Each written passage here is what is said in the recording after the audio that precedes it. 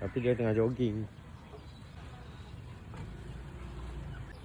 Inilah dia Taman Tengku Anis, tempat ramai orang-orang kreatif beriadah di pagi hari.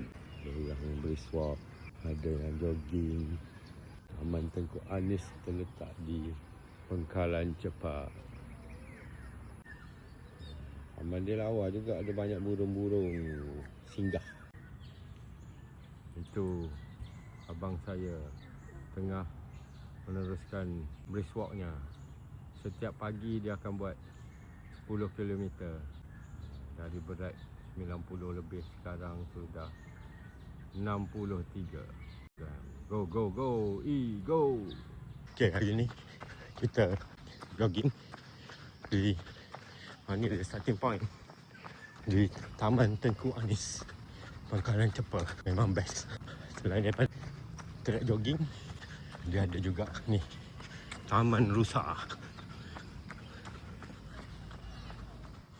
Ada rusa, real rusa. Banyak rusa-rusa dia.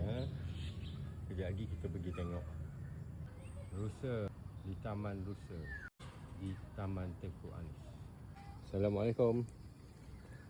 Demo tengah makan ke apa? Apa? Tengah makan ke? Sedapnya. Bila saya hulur tangan nak pegang member dia tu datang impit. Dia suruh gosok dia. Ni jinak ni. Ni bos. Tengok lepas gosok dia pergi lah. Bye.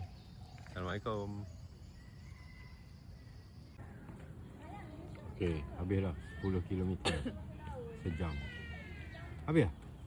Ni boleh makan lalu. Ada macaroni cheese.